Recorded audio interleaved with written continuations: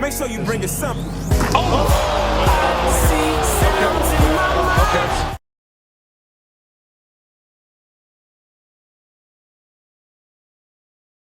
So we are back more at Cincinnati Stingers NBA 2K17 expansion team, and last episode we went and played the first season of the Stingers franchise, and yeah, we actually made the playoffs in the Eastern Conference as the 8th seed. So I guess the slogan's so bad it stings. It doesn't really apply to last season as we actually made the playoffs in that season. But Patty Mills is our new starting point guard after the year 1 off season. We have Norman Powell at shooting guard, Jayson Tatum at small forward after picking him in the draft. We have Andre Iguodala at the power forward position. We have Nerlens Noel now at center. We have JJ Redick, Tyler Zeller, Scalabus here, Norris Cole, David West, Jake Layman, and Langston Galloway on our bench. So I guess our bench looks decent so far. We do have a few old guys, plus a mix of young guys too. So I mean, it's not too bad of a team. But when it comes to power rankings, we are 15th.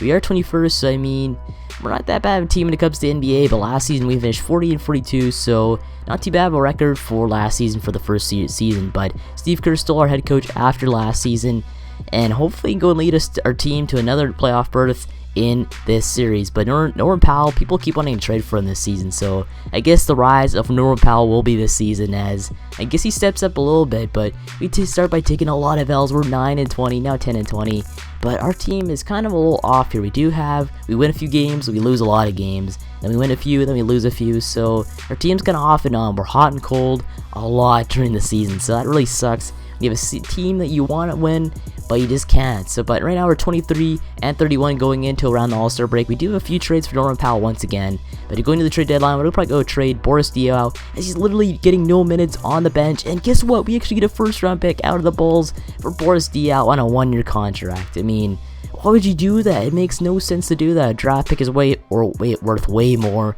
than what Boris Diaw is worth to us. But Eastern Conference All-Stars, we have nobody on the team. West, you got the same old. D'Angelo Russell actually makes it too, so that's pretty cool to see that. Dennis Smith makes, I believe, the slam dunk contest.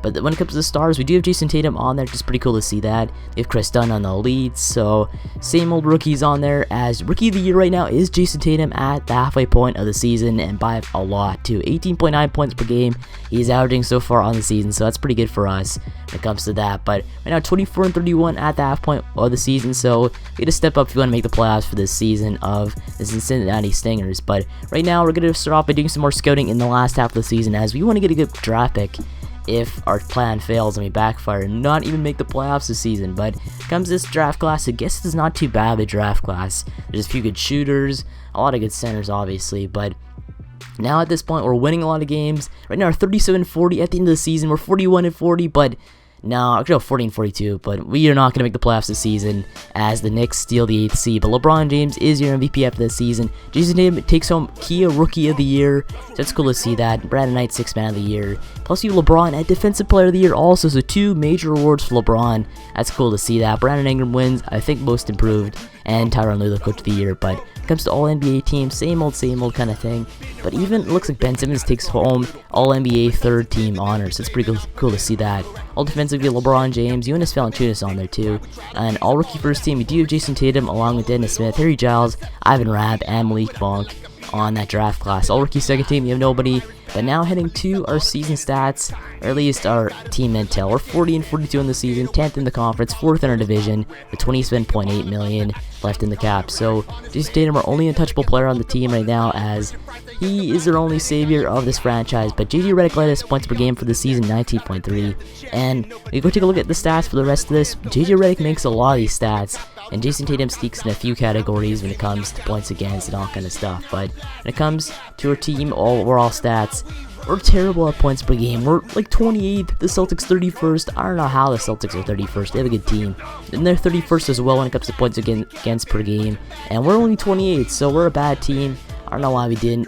We're basically a bad team this season. And the Celtics somehow made the playoffs with 47 wins in the season. That's incredible to see that. But when it comes to points differential, we're up there against a few other teams, so we're a bad team this season.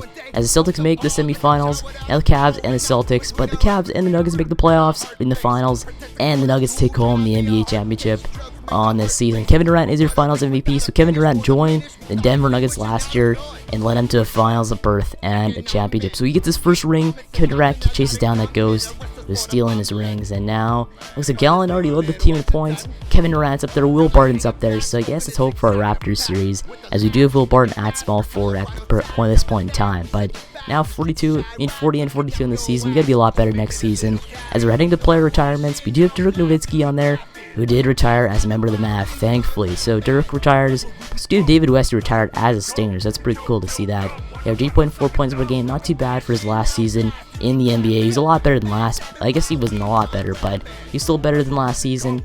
As it looks like Jose Calderon was a member of the Nuggets, so he takes home a ring in his very last season in the NBA. So it's pretty cool to see that a player ends off their career with an NBA championship. I love to see that a lot. But now going on to the next thing, which is Hall of Fame inductees. We do have Dirk Nowitzki, who makes the Hall of Fame, which is pretty much obvious. Dirk makes the Hall of Fame every time, but Dirk Nowitzki gets his jersey retired by the Mavericks. When it comes to league meetings, we do have draft lottery. The top 10 picks are done through Lotto now. The remaining picks are determined by team record. Now I like this because if you get like 14th best in the draft lottery, it means you can't go and get the first overall pick, which happened to me like once or twice in my Wizards one, where the Spurs with the 14th overall pick, and someone took the first overall pick. I don't know how it happened, but it was crazy. And we're gonna go take home the 12th overall pick in the NBA draft lottery. We dropped down from, I believe, 11th, so that sucks to see that. But now going into this, we did get our assistant GM hired by somebody else. We had to go and fire the placeholder guy and go and hire somebody decent to go and join this team. So a lot of his assistant coaches on there did not want to join the position, so we had to go and manually find somebody, offer him 1 year, and give him a lot of money in order to come be our assistant GM for 1 year. But staff signings, we're going into the pre-draft workouts. We're going to go and find the next player to go and help our team out for this draft, as last year we didn't really draft anybody, like find any like young studs kind of thing. We just picked the obvious player, which was Jayson Tatum in the draft, and he helped us out a lot this season, but still not enough to make the playoffs.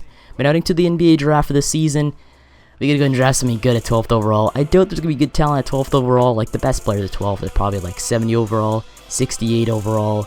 This year kind of sucks with draft, but it's a lot better than last year though. Last year, it was just horrible when it comes to draft classes later in the seasons. But first overall pick by the Orlando Magic is Shane Boyd, their point guard. So a point guard finally picked first overall by a team, by the Orlando Magic. So I don't know why they picked the point guard. They do have Alfred Payton, but I guess he just didn't pan out. But he's 82 overall, 22 years old, a good 3-point shot, good playmaking. As we're heading to the 12th overall pick by our team, the Stingers, and we gotta go pick somebody decent, I guess. As we have a few players in here, we have Melvin Randolph, 66 overall. We have Gus Dawkins. We do have Alex Sweetney too. He's not too bad of a player. He has a good, decent 3-point shot to start off his career. Let's go and pick Alex Sweetney for 12th overall in this NBA draft. He's probably not going to play too much, but I mean, we need some young point guards in the system, and he provides that a lot. So we picked Alex Sweetney in the draft. We get to the rookie signings. We do not have a second round pick, so we just sign him. When it comes to our player options, we re-sign Scala Bissier on a 2-year team option. And we do have our man, James Young and Norman Powell as our qualifying offers for this season. So I really want to get Norman back, as he is going to make a big difference on our team next year in the seasons. But Norman Powell, obviously going into the free agency, you got to go and offer him a contract to go and hopefully think he stays at $11.9 million. I guess it's not too bad for a player like Norman Powell, because Norman Powell's going to be a lot better in the next few seasons when it comes to this franchise. But we do have JJ Redick on there. We do have Patty Mills. I want to bring him back, because Patty Mills is not too bad of a player to have at point guard. Or even at 6-man too, you'd be great there too. But now Norris Cole, we're not going to re-sign him. Zaza, we're not going to re-sign. Iguodala, we're not going to re-sign, as he gets hurt a lot this season. And James Young will go and offer him a contract, why not, this season. But now your free agents, we do have Paul George, we have DeMarcus Cousins, LaMarcus Aldridge, Carmelo Anthony, DeAndre Jordan. But you have Paul George on there, you have to offer him a contract. Same with DeMarcus Cousins. And we're going to go and offer Robert Covington our first official contract. Then you have John Lure, Allen Williams going to offer minimum. Who else? Stuart Clancy, we're going to offer a contract. He's a rookie, but now we're going to offer Jared Bayless a point guard contract to go play for the season, as in case Patty Mills leaves, you have that option. But we also sign Kyle Anderson on there.